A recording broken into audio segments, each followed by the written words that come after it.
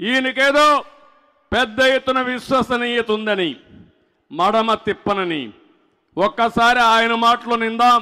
ఇలాంటి వాడు ఈ రాష్ట్రానికి ముఖ్యమంత్రిగా అర్హుడా అని మీకు ఒక ఆలోచన వస్తుంది.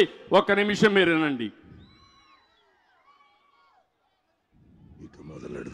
25కి 25 ఎంపీ స్థానాలు మనమే తెచ్చుకుందాం. ఆ తర్వాత ప్రత్యేక హోదా ఎలా రాకుండా పోతుందో కూడా గట్టిగా చూస్తామని చెప్పి కూడా చెప్పండి. మన ప్రభుత్వంలో పూర్తిగా మద్యాన్ని నిషేధిస్తాం అని చెప్పి గట్టిగా కూడా చెప్తాం. నా సిపిఎస్ మనం అధికారంలోకి వచ్చిన వారంలో చేపించేస్తానన్నా. ప్రతి సంవత్సరం జనవరి 1వ తారీఖున ప్రభుత్వ ఉద్యోగాల భర్తీకి క్యాలెండర్ కూడా విడుదల చేస్తాను అని చెప్పి మీ అందరికీ కూడా హామీ ఇస్తా ఉన్నా. 200 యూనిట్ల వరకు మీకు కరెంటు ఉచితంగా ఇస్తామని చెప్పి మీ అందరికీ కూడా చెప్తా ఉన్నా. ప్రాజెక్టు 2021 జూన్ నాటికి కంప్లీట్ చేస్తాము. ఖరీఫ్ 2022 నాటికి నీళ్లు ఇచ్చే పరిస్థితి తీసుకొని వస్తానని కూడా ఖచ్చితంగా కూడా చెప్తా ఉన్నాను. 2023 ఖరీఫ్ కు కల్లా ఈ ప్రాజెక్టు పూర్తి చేస్తామని చెప్పి చెప్తా ఉన్నాను. 2025 ఖరీఫ్ కల్లా ఖచ్చితంగా గోదావరి పోలవరం ప్రాజెక్టు పూర్తి చేసి సమగ్ర సప్లాన్ చట్టాన్ని చట్టబద్ధంగా తీసుకొస్తామని చెప్పి హామీ ఇస్తా ఉన్నాము.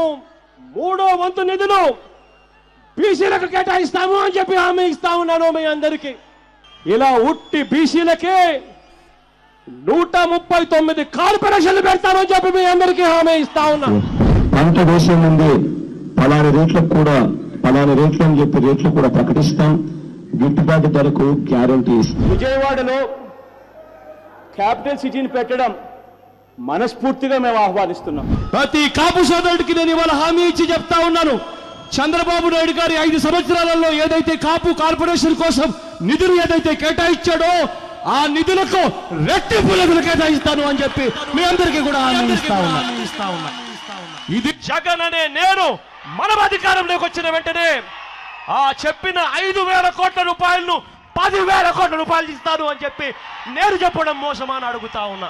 సౌమ్యుడిగా పేరు పొందిన ఎక్స్ ఎంపీని అతి కిరాతకంగా ఇంట్లోకి చొరబడి వడ్డని తీసుకుని నరికి అత్యంత దారుణంగా చంపడం అన్నది ఇంతకన్నా దారుణమైన విషయం ఎక్కడా ఉండదు. కరెంటు ఛార్జీలు బాధుడే బాధుడు. 2024 ఎన్నికలు జరిగేసరికి మందరిని పూర్తిగా తీసేసిన తర్వాత మనం ఓట్లు అడుగుతామని చెప్పి చెప్తాము. ఏం తమ్ముళ్ళు, విశ్వసనీయతకు చిరునామా ఈ నకిలీ జగన్. విన్నారా మాటలు? చేశాడా పనులు? కాపులకు 10,000 కోట్లు పెట్టాడా? వచ్చిందా? మద్యపాన నిషేధం చేశాడా? పోలవరాన్ని కట్టాడా? చేశాడు. పోలవరాన్ని గోదావరిలో ముంచేశాడు. ఒకటి కాదు, అతను ఏది చెప్పినా రివర్స్ గేర్లోనే ఉంటాడు. చెప్పేది ఒకటి, చేసేది ఒకటి. వేరే వాళ్ళపైన నేరం వేస్తాడు, ఈయన ఆ నేరం ఈయనే చేస్తాడు. అదే మీరు చూశారు, బాబాయిని చంపి ఆ నేరం మన మీద వేశాడు. ఎలాంటి రకం అంటే చంపి ఆ గొడ్డనే మన చేతిలో ఉన్నట్టు చూపించి మనల్ని పోలీస్ స్టేషన్ తీసుకుపోయి జైల్లో పెట్టి తద్వారా ఈయన రాజకీయం చేయాలనుకుంటున్నాడు. జగన్ నీ పని అయిపోయింది, నిన్ను అర్థం చేసుకున్నారు. అందుకే ఒక మాట మాట్లాడుతున్నాడు.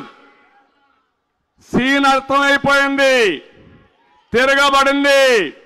అందుకే ఇప్పుడు ఏమంటున్నానంటే పెత్తందారులకి పేదవాళ్ళకి పోరాటం అంట. ఈ దేశంలో పెత్తందారి ఎవరన్నా ఉన్నా అంటే నెంబర్ 1 పెత్తందారి